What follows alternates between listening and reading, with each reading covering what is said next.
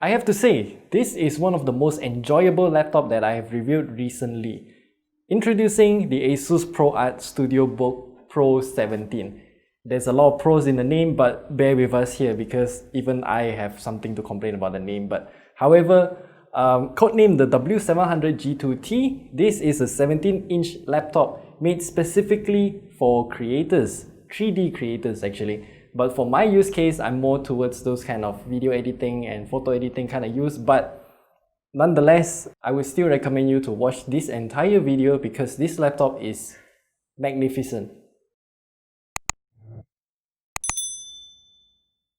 Okay, so let's just talk about the design first because this is unlike any other ASUS laptops that we've seen, and it has a very boxy design right here. Not really a bad thing because there are chamfered edges all around the entire laptop. And with chamfered edges means that this whole laptop is made entirely out of metal. And as you can see and hear here, everything is aluminum, including the back plate. And this whole laptop is just way too solid.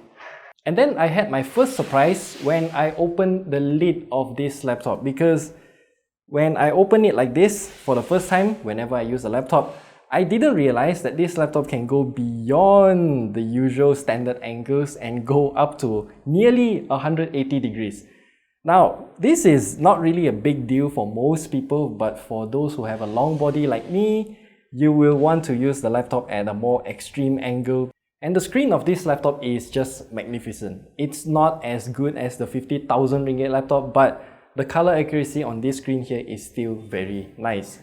And that is one of the main reasons why the ProArt series of laptop is at its own category, because of its screen, color accuracy, and also all of its beauty around this laptop right here. And there's one thing about this laptop that's better than the 50,000 ringgit laptop is the aspect ratio of this screen right here. It's using a 16:10 aspect ratio instead of the usual 16:9, and that extra vertical space here is really useful, especially if you are doing any sort of video or photo editing with that extra vertical space. Now, as the name suggests, this is a 17-inch laptop. I would say that the 17-inch here might be a little bit too big for a lot of people, and I'm with that camp as well because yeah, I just don't really like to carry such a big laptop in my bag.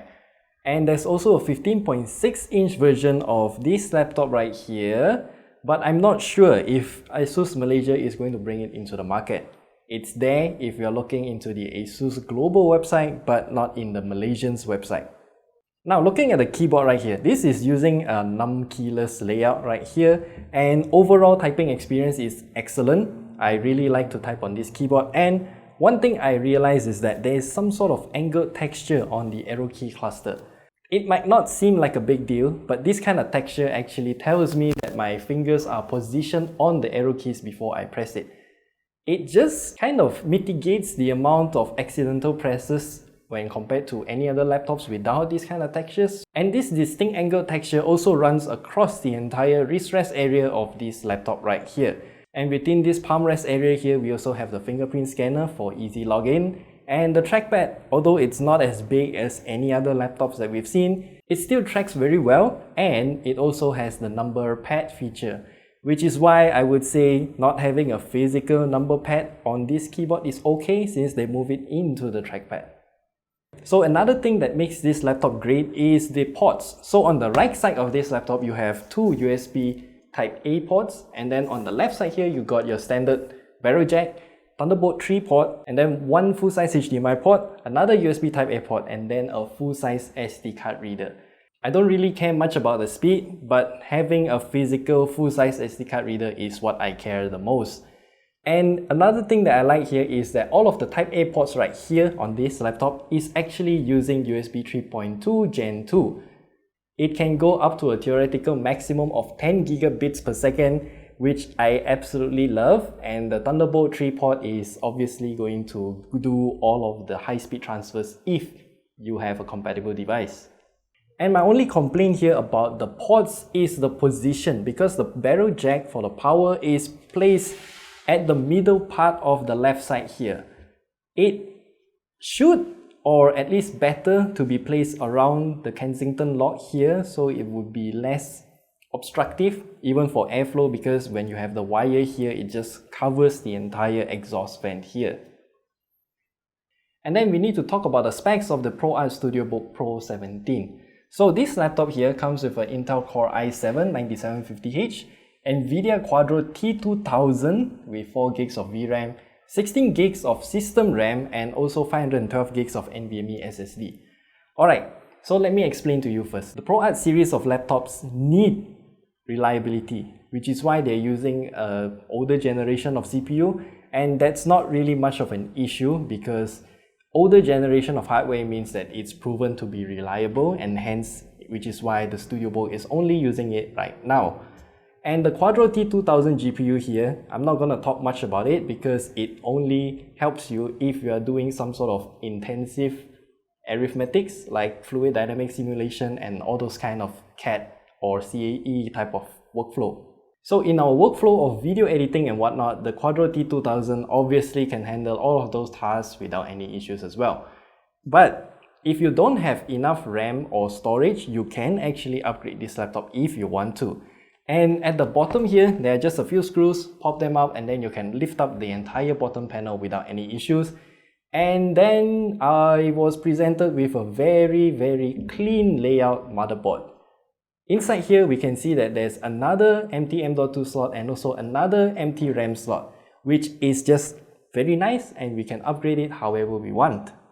So all in all, I think that the ProArt StudioBook Pro 17 that we have here is a really great laptop. I love all of its engineering and also clean design that goes into this machine. And I can't highlight enough how beautiful is that 16:10 aspect ratio screen, especially for photo and video editing work. And this laptop is also not priced exorbitantly high. It's only priced at 8,899 ringgit. And that's rather affordable for a creator. Which, alright, I know Quadro GPU isn't for everyone, but also there's another version of this laptop that's using a GeForce GPU instead of a Quadro GPU, but I'm not too sure if that laptop is available here in Malaysia. Same goes to the 15-inch version of this laptop, which I have mentioned earlier. The closest competitor to this laptop here is the Dell Xps 17. The Xps 17 also has a 16:10 aspect ratio screen with a powerful CPU and a non-Quadro NVIDIA GPU, and it also has a full-size SD card reader. But yeah, the ProArt StudioBook Pro 17 that we have here isn't going to have that good amount of battery life because this laptop only has a 57 watt-hour battery and it lasts for about 5 to 6 hours, whereas the XPS 17 has a much larger 97 watt-hour battery. Both of these laptops also have upgradable RAM and SSD, but the similarly spec XPS 17 is priced at 10,499 ringgit. And which is why I say the ProArt StudioBook Pro 17 here is a great laptop, especially for those content creators who is specifically looking for a 17-inch laptop. So yeah, that's all we have to say about the ProArt StudioBook Pro 17. That's a lot of pros in the name. And yeah, if you have any questions about this laptop in particular, leave them down in the comment section below, and we'll see you in the next video.